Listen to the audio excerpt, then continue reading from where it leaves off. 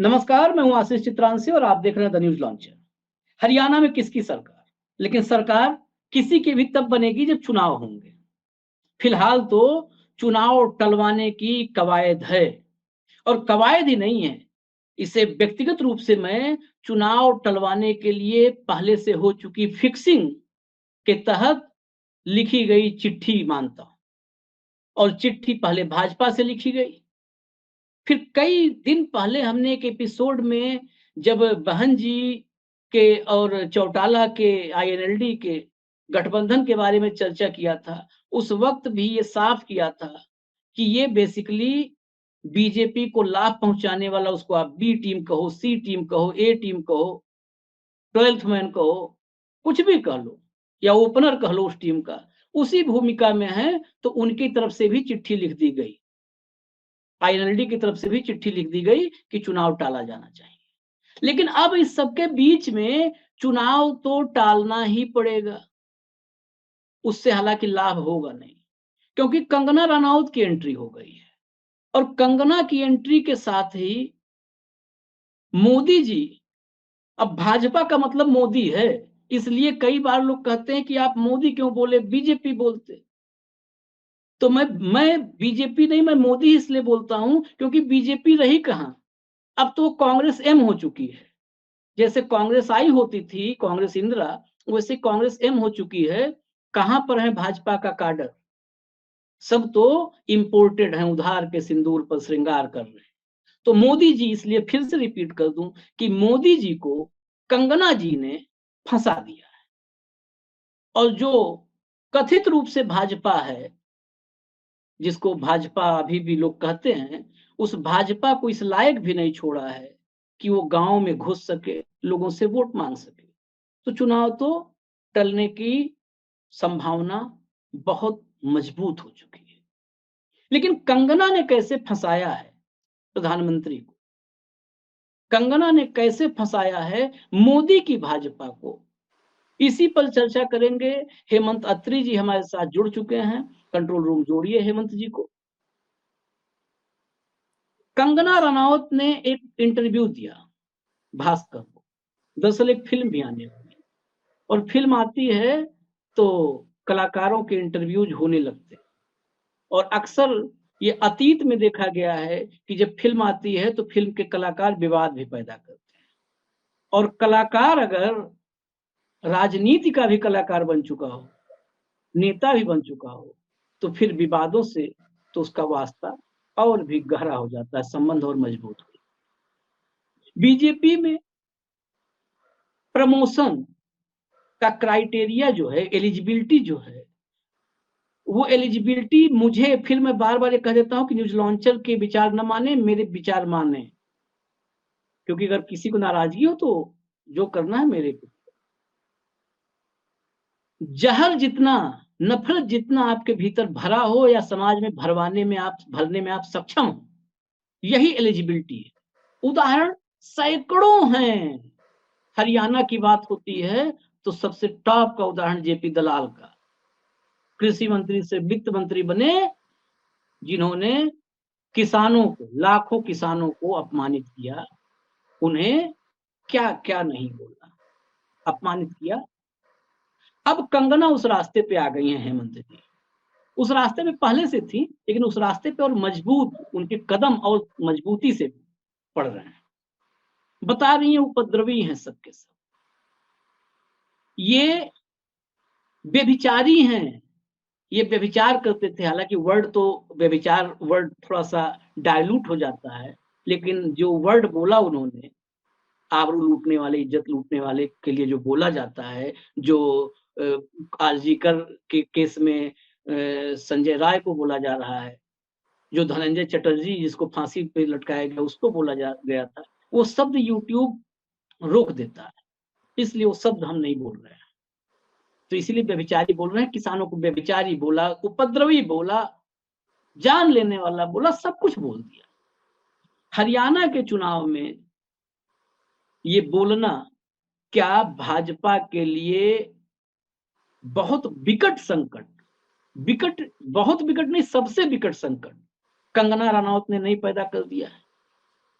देखिए आशीष जी, जो आज का घटनाक्रम है, हम 2 दिन का पिछले अपने 2 एपिसोड देखेंगे तो हम लगातार ये बात कर रहे थे कि भारतीय जनता पार्टी के पास इस चुनाव का कोई नैरेटिव नहीं है किसी भी तरीके का। ना कोई अचीवमेंट है, ना किस तरीके की और बात है, फला वर्सेस फला के ये चैंपियन, वो नैरेटिव नहीं मिल पा रहा था उनको। तो इनडायरेक्टली जिस महिला को, जो ये जिसका कंगना रनावत का आप नाम ले रहे हैं, एक्चुअल में तो उसकी 6 सितंबर को फिल्म आनी थी। तो ये सारे पेड प्रमोशंस आपको पता है, ये सारे फिल्म स्टार्स करते हैं, कोई बहुत महान बात नहीं। लेकिन उसमें किसान कहां से आ गए? आपने इमरजेंसी फिल्म को प्रमोट करना करिए, आपने जो करना कीजिए, आपका अधिकार है। उसमें किसान कहां से आ गए? किसान को उपद्रवी कहने की जरूरत कहां पड़ गई? और फिर वहां पर जाकर के ये कहती है कि अगर ये इनको हमारा केंद्रीय नेतृत्व मजबूत ना होता तो हिंदुस्तान में बांग्लादेश के हालात हो जाते। इसका मतलब समझिए क्या कह रही है वो भय बेच रही है, जिसकी चैंपियन मौजूदा भाजपा है। वो भय और विभाजन, इनके दो ही तो है। भय के ये, इसका क्या मतलब है? 378 दिन तक किसान दिल्ली के बॉर्डर्स में बैठे रहे, वो कुंडली बॉर्डर हो या वो बहादुरगढ़ का बॉर्डर हो। तो उनको बैठने के लिए मजबूर किसने किया था? मोदी सरकार ने किया था, खट्टर सरकार ने किया था। वो वहां बैठने तो आए नहीं थे, वो तो अपनी जायज मांगों के लिए, अपने प्रदर्शन करने के लिए जा रहे थे। आपने क्यों रोका उनको? और फिर वहां पर जिस तरीके का बार बार, कभी उनको खालिस्तानी कहती है, कभी वो कहती है कि 100 रुपए लेकर के महिलाएं धरने पे बैठती हैं। आपको याद होगा, जिसके ऊपर माना नहीं केस भी चल रहा है। और वो जो सीआईएसएफ की कांस्टेबल थे, उन्होंने इसको थप्पड़ भी मारा वहां चंडीगढ़ एयरपोर्ट पे। उसकी बेचारी की बदली भी होगी, तमाम चीजें। लेकिन सवाल इसका क्या है कि ये सब करके आपने जो कहा, कंगना रनावत अपने नंबर तो बढ़ा जाएंगे, लेकिन भारतीय जनता पार्टी की तो राजनीतिक ऑबिचुरी लिख दी। हरियाणा के अंदर 55% से 60% के बीच में रूरल पॉपुलेशन, और उसका 80% जो हिस्सा है वो खेती पर निर्भर है, डायरेक्टली या इनडायरेक्टली। तो वो सारे के सारे किसान और किसानी से जुड़े हुए लोग हैं ना। उनको आप क्या कह रहे हैं? हरियाणा के और पंजाब के 2 ही तो किसान थे आंदोलन के दौरान। उनको आप कभी तो खालिस्तानी कहते हैं। अब आकर के इस मुकाम पर, इस नाजुक मुकाम पर, जब भारतीय जनता पार्टी पहले से ही बैकफुट पर है, उनको फिर से उपद्रवी कहना, क्या उनके जख्मों को कुरेदना नहीं है? और उनके जख्म आप कुरेदोगे तो क्या भारतीय जनता पार्टी की राजनीतिक ऑबिचुरी लिखी जाएगी या नहीं लिखी जाएगी? हाल के दिनों में आपने देखा, लोकसभा के चुनाव के पहले प्रचार की जो स्थिति थी, हरियाणा और पंजाब के अंदर गांव में भाजपाइयों को घुसने नहीं देते थे, याद होगा ना आपको? और पंजाब में भाजपा का 0 सन्नाटा आया है, एक भी सीट नहीं आई। हरियाणा के अंदर इस बार अगर आप देखेंगे तो जो वो सारा जहर किसानों के साथ वो था, नायब सिंह सैनी ने खट्टर सरकार की उसकी जो रणनीति थी, नीति थी, उससे अलग हटने की कोशिश करते हुए गांव में घुसने का रास्ता तलाशा था, तमाम घोषणाओं के जरिए कि भाई जिला परिषद का ये बढ़ा देंगे, ब्लॉक का ये बढ़ा देंगे, सरपंचों का ये बढ़ा देंगे, सरपंचों की पावर बढ़ा देंगे। वो उससे कोई लोकतंत्र को मजबूत नहीं कर रहे थे, वो विधानसभा चुनाव के लिए ग्रामीण इलाकों में घुसने का रास्ता बना रहे थे नायब सैनी, क्योंकि अल्टीमेटली तो वो भी संग से ही आते हैं। और वो जो उन्होंने किया धरा था, उस पर मिट्टी पलीत कर दी कंगना रनावत ने इस बयान के बाद फिर से। अगर भूल भी गए, पहली बात तो लोग भूले नहीं, और अगर भूल भी गए तो उनको फिर से जख्मों को कुरेद दी। और कंगना रनावत कौन है ये मुझे आपको बताने की जरूरत नहीं है। आपने कहा कि भय बेचना, इसको ग्रामीण वर्सेस शहरी, किसान बनाम दूसरे अर्बन एरियाज, वो सारा इसके पीछे बिटवीन द लाइन्स छुपा हुआ है। और आपने देखा हरजीत ग्रेवाल जो पंजाब के नेता है, किसान नेता, बीजेपी के नेता, उन्होंने तत्काल इससे अपने आप को वापस कहा कि हमारा इससे कोई मतलब नहीं, कंगना रनावत का है। उन्होंने पल्ला झाड़ लिया। लेकिन हरियाणा का कोई किसान चू नहीं बोलेगा इस पे, कोई भी सॉरी बीजेपी का नेता कोई नहीं बोलेगा। उसका कारण क्या है? बीजेपी का नेता बोला तो इसका मतलब आपने कंसीड कर दिया, तो वो ये कभी नहीं करेंगे। तो ये इनका प्लान्ड गेम होता है। तमाम आंदोलनों के दौरान जो भाजपा के खिलाफ हुए, उसमें इस तरह का ही नैरेटिव ये बनाते हैं। अब जो पंजाब के जो पूर्व कांग्रेसी मंत्री थे राजकुमार वेरका, उन्होंने कहा कि साहब ये बार बार रह कर ये हरकत कर रही है, और इनके ऊपर एनएसए लगाइए, आप रासुका लगाइए, राष्ट्रीय सुरक्षा कानून लगाइए, और इनको जेल में डालिए। तो कंगना रनावत गई तो थी नमाज अदा करने, और रोजे गले पड़ गए, और रोजे गले उनके नहीं पड़े, रोजे भाजपा के गले पड़ेंगे। ताजी घटना अगर आपको याद हो, आपने बिल्कुल सही फरमाया कि 4 दिन पहले जेपी दलाल कर रहे थे कि हम तो सरकार तोड़ देंगे 4-6 महीने के अंदर, हमारे दिल्ली वाले, उस के लोग भयंकर रूप से नाराज थे कि तुम हमारी बनाई हुई सरकार को तोड़ोगे, तुम हम देखते। वैसे ही कसर जो थी वो अब कंगना रनावत ने उसमें आग में घी का काम कर दिया। तो जो थोड़ी मोटी गुंजाइश बची थी, चाहे वो किसानी में, ग्रामीण एरियाज के अंदर कि शायद कुछ रास्ता बढ़े नायब सिंह सैनी की गुण से, उसको तो एक ही झटके में बराबर कर दिया। और ये पहली बार नहीं किया है, इससे पहले आपको जो आपने कहा ना जहर की उसकी डिग्री अलग अलग, उससे पहले आपको ध्यान होगा परवेश साहिब सिंह वर्मा ने दिल्ली में क्या किया था। इनकी प्रमोशन का क्राइटेरिया है ये मोदी की बीजेपी में।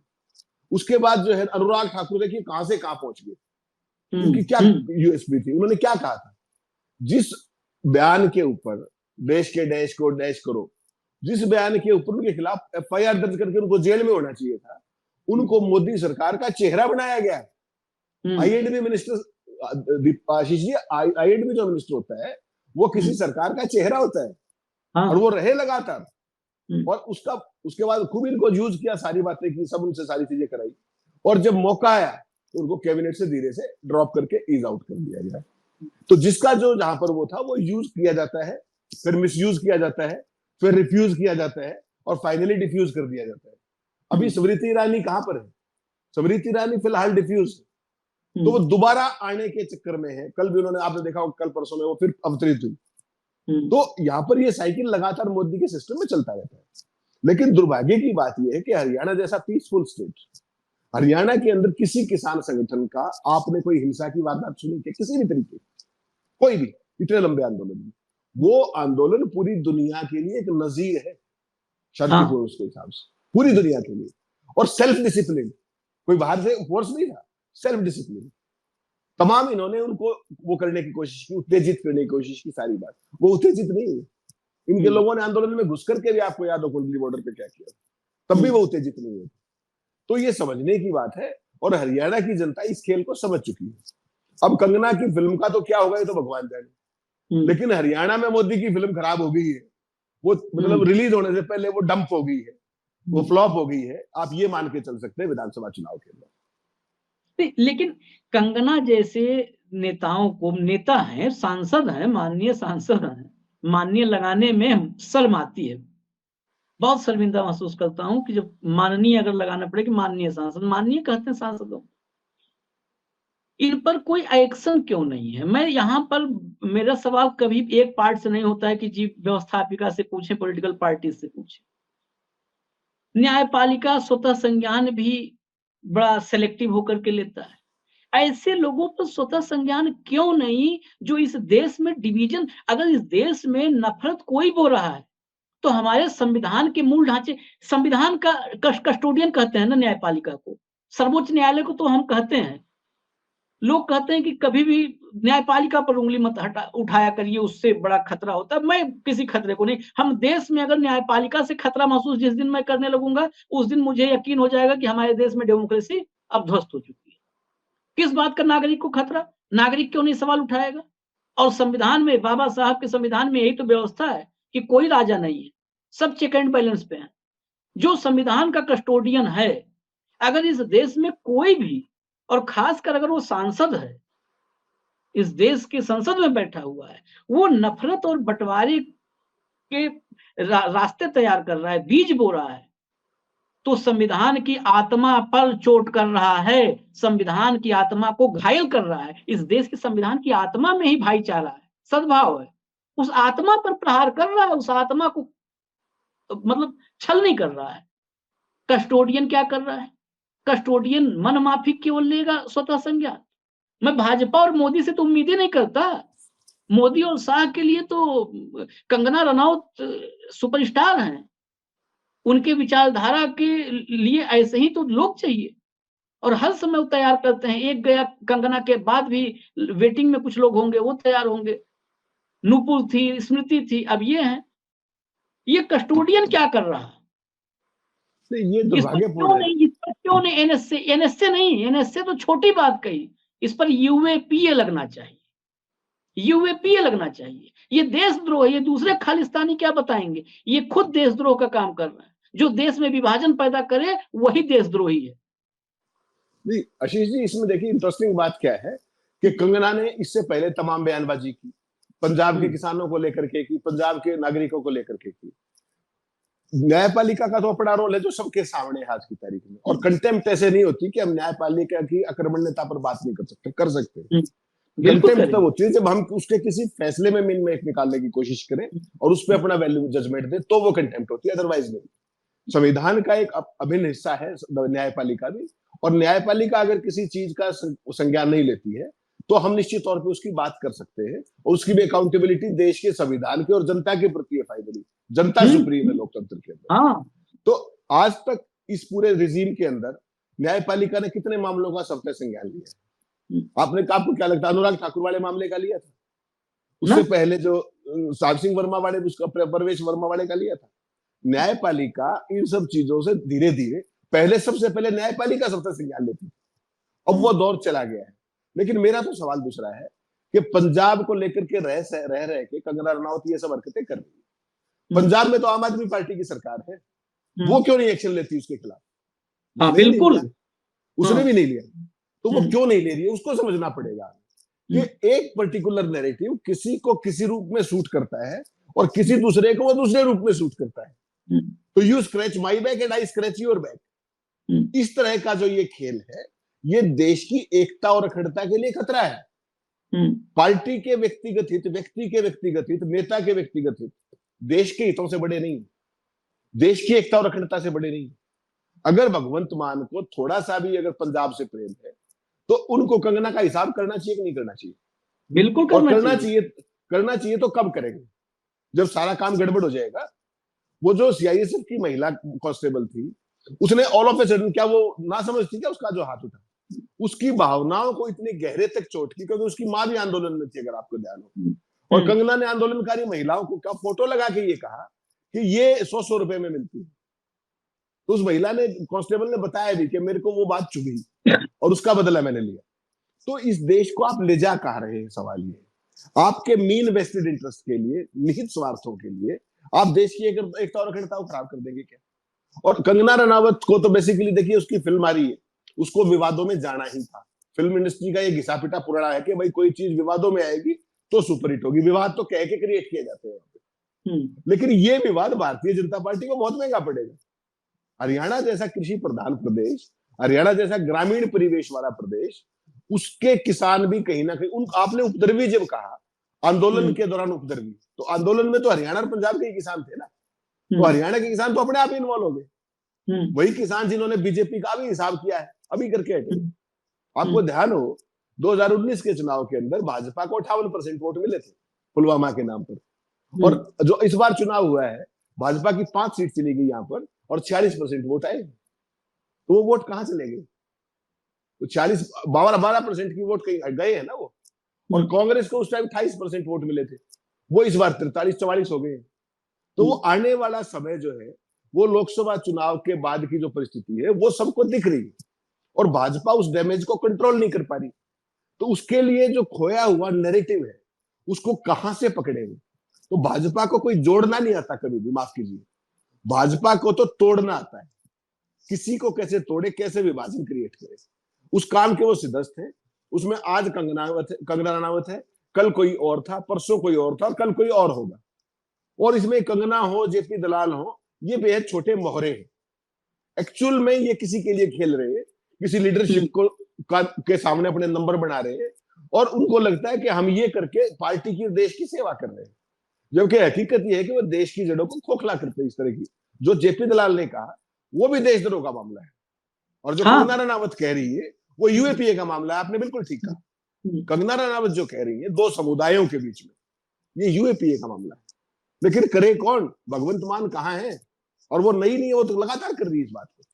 अब तो सांसद भी बन गई, और भी जिम्मेदारी बनती है। संविधान की शपथ लेके सांसद बनी है, क्या यही शपथ है उसकी? तो हरियाणा के अंदर, माफ कीजिएगा आशीष जी, इस पूरे जो ये बयानबाजी है, भारतीय जनता पार्टी अगर नेशनल लेवल पे इससे अपने आप को नहीं अलग करती, और हरियाणा के किसान जो बीजेपी नेता हैं वो अपने आप को अलग नहीं करते, तो इसकी भारी कीमत चुकानी पड़ेगी। अभी तक आपने देखा जेपी दलाल के बयान से किसी भी वाजपेयी ने खुद को अलग नहीं किया, किसी ने भी। तो ये उनकी हिमाकत दर्शाता है कि तुम कर लो क्या करना, क्योंकि हरियाणा में तो सत्ता में है। मैं हेमंत जी एक चीज ऐड करूंगा, इस पर भी चाहूंगा टिप्पणी। अलग करने से काम नहीं चलेगा। अलग करने से, मैं उसमें एक उदाहरण देता हूं। लोकसभा चुनाव के समय शुरू हुआ लोकसभा चुनाव से पहले ही मोदी जी के जो सलाहकार हैं उन्होंने पहले संविधान को खारिज किया कि नहीं ये संविधान अब बड़ा ओल्ड हो चुका है, अब खत्म। फिर हेगड़े साहब आए, फिर मिर्धा आ गई, फिर अरुण गोविल आ गए, फिर लल्लू सिंह आ गए। ये लंबी फहरिस्त, ये सब के सब चुनाव के मैदान में थे। अरुण गोविल, लल्लू सिंह, सब संविधान बदलने की बात कर रहे थे, सब संविधान बदलने की बात कर रहे थे कि 402 संविधान बदलेंगे। लल्लू सिंह उसी चक्कर में अयोध्या को बदल दिए, अयोध्या बदल गया। वहां प्रत्याशी थे भाजपा के, सब संविधान बदल रहे थे। मोदी जब ये बीच चुनाव में ये नैरेटिव बहुत मजबूत हो गया कि संविधान बदलेंगे 400 पे, तो मोदी ने कहना शुरू किया मिड चुनाव से कि संविधान बदलने का, संविधान तो कोई भी भगवान आ जाए तो नहीं बदल सकता, मैं भी नहीं बदल सकता, कोई नहीं बदल सकता, दुनिया भर की जो जो बातें करती। लेकिन उन्होंने संविधान बदलने वालों को डिसोन नहीं किया, डिसोन नहीं किया। उन्होंने लल्लू सिंह को चुनाव मैदान से गेट आउट नहीं बोला, अरुण गोविल को गेट आउट नहीं बोला। ये होता है डुअल कैरेक्टर, डुअल फेस, नहीं आउट किया। अगर आपके संविधान में अंबेडकर में इतनी आस्था थी तो अरुण गोविल या लल्लू सिंह को सेकंडों के अंदर आउट कर देते। अगर वहां पर नॉमिनेशन की डेट खत्म हो चुकी है तो वहां पर आप प्रत्याशी नहीं देते, दूसरा कोई जीत जाता। लेकिन देश में 2 सीट अगर ऐसी हो जाती जहां से आप सिर्फ संविधान के नाम पर, बाबा साहब के नाम पर, उस संविधान के नाम पर आप 2 कैंडिडेट को आउट कर देते तो देश से वो नैरेटिव खत्म हो जाता। लेकिन आपकी असली मंशा थी संविधान को बदलना, आज भी है, आज भी दूसरे रास्ते से संविधान पर प्रहार कर रहे हो, वार कर रहे हो। तो आप डिसोन करके नहीं निकल सकते हो। जैसे वो पंजाब वाले भाजपा नेता ने कह दिया नहीं जी हमारा मतलब नहीं। अरे हमारा मतलब क्या है? बयान को गले में टांग के थोड़ा घूमा जाता है कि मतलब नहीं है, मैंने तख्ती उतार दी है। आप अगर इसको डिसोन करना चाहते हो, आप कंगना रनौत को पार्टी से बाहर करो। यहीं पर हेमंत अत्री जी को बुलाऊंगा और कहूंगा वाह मोदी जी वाह, आपने पार्टी से बाहर कर दिया, इसका मतलब आपने अब डिसोन किया है, अब आपने डिसोन किया है कंगना रनौत। अब कंगना रनौत के नफरत से आपका कोई संबंध नहीं है, आपने उस घाव को निकाल के फेंक दिया पार्टी से। ये डिसोन कर देना नहीं, जो कंगना रनौत का अपने मन की बात हो, घर में सोची होंगी, बोल दी होंगी, ऐसा नहीं चलता है। आप सार्वजनिक जीवन में आ जाते हैं तो आप फिर सापेक्ष हो जाते हैं, निरपेक्ष नहीं रह जाते, आप सापेक्ष हैं। वैसे भी संसार सापेक्षता पे चलता है। ये डिसोन के सिद्धांत को मैं नहीं जरा सा भी सपोर्ट करता कि डिसोन कर देंगे। डिसोन क्यों करोगे? डिसोन मैं अलग कर लूंगा, अपने उनके बयान से अलग करता हूं। अलग कैसे कर सकते हो? आप उन्हें अलग करो पार्टी से, तब माना जाएगा कि आपने अपने आप को वाकई अलग किया है। इस बात से उस लेवल की जो नैतिकता थी वो कभी की गए दिनों की बात हो चुकी है, माफ कीजिएगा। वो सारी चीज ये बहुत लोग पीछे छोड़ आए। आज की तारीख में तो किसी बात की विरोध भी कर दे, सक्रिय उसको शोकॉज नोटिस भी कर दे, पार्टी से निकाल मारना दूर की बात है, केवल उसका संज्ञान लेकर के उस पर करेक्टिव मेजर भी ले ले तो भी आपको लगे कि कुछ हुआ है। तो उस सारी चीज को तो ये छोड़ ही देते हैं और उसी के कारण ये बीमारी लगातार आशीष जी बढ़ती जा रही है। असलियत ये, इस बीमारी के साथ साथ ये चुनाव को टालने की जो चिट्ठी लिख जा रही है, ये भी किसी न किसी बीमारी का इंडिकेशन है, लक्षण है। कई बार बीमारियों के लक्षण पहले आते हैं, तो ये भी लक्षण है उसी बीमारी का। बीमार भाजपा का एक लक्षण अभी प्रकट हुआ, वो पहला लक्षण यही है कि चुनाव से भाग रहे हैं। ये चुनाव से भागने का जो संकेत है, क्या वाकई चुनाव टल जाएंगे? टलना ही है तो जल्दी करवा दो। आशीष जी निश्चित मानिए चुनाव तो टल गया समझिए। उसका कारण क्या है? देखिए चुनाव 16 तारीख को डिक्लेयर हुए। मान लीजिए मोहनलाल बड़ोली जो मोहनलाल कौशिक हो गए, वो 16 तारीख को घोषित चुनाव का विरोध, उसको चेंज कराने की तारीख 22 तारीख को चिट्ठी लिखते हैं। 22 को 6 दिन बाद उनको याद आया कि ओहो वो तो 28 तारीख को तो शनिवार है, 29 को रविवार है, 20 तारीख को ऑफिसर, 1 तारीख को चुनाव है, 2 तारीख को गांधी जयंती है। वो नई आकाशवाणी हुई, पहले नहीं पता था उनको 6 दिन बाद पता लगा। और उनके जो एक पुराने सहयोगी जिनका आपने नाम लिया, जो अलायंस किए घूम रहे हैं, उनको वो बात 24 तारीख को याद आई, तो उन्होंने 24 तारीख को चिट्ठी लिखी चुनाव आयोग को। इसका मतलब हमें समझने की जरूरत है। वो मतलब ये है कि they have completely lost the narrative. जब उनके पास कोई नैरेटिव नहीं होता है तो आदमी इस तरह की हरकतों पे आता है। आप इसके मेरिट पे चलिए, सारी चीजें छोड़ के मेरिट में चली। जो छुट्टियां हैं वो केवल सरकारी कर्मचारियों को प्रभावित करती है, ऐसा ही है ना, या किसी और को प्रभावित करती है? सरकारी छुट्टियां हरियाणा के अंदर 2 करोड़ से ऊपर वोटर है, 2 करोड़ से ऊपर, उनमें से 1% से भी कम सरकारी कर्मचारी, 1% से कम, यानी कि 2 लाख। चुनाव कौन कराता है आशीष जी? सरकारी कर्मचारी कराते हैं। हाँ। 90% की सरकार चुनाव में ड्यूटी होगी, 90% की, और चुनाव में जो ड्यूटी पे नहीं जाता उसके खिलाफ आपराधिक पर्चा दर्ज होता है, FIR होती है। तो उस चुनाव को ड्यूटी पे ना जाना आप अफोर्ड नहीं कर सकते। मतलब 1% लोग उसमें से कर्मचारी हैं, उनमें से 90%, 1% में से 90% की चुनावी ड्यूटी, कहां जाएंगे वो? और इस समय घूमने का कौन सा मौसम है भाई दिवे? हरियाणा के लोग ज्यादा पहाड़ों में जाते हैं, शिमला वगैरह, वहां पर तो सब जगह बारिशें ऐसी हो रखी है, आप घर से निकल के दिखाइए, सब जगह भूस्खलन और पता नहीं क्या क्या, कोई निकल नहीं सकता है।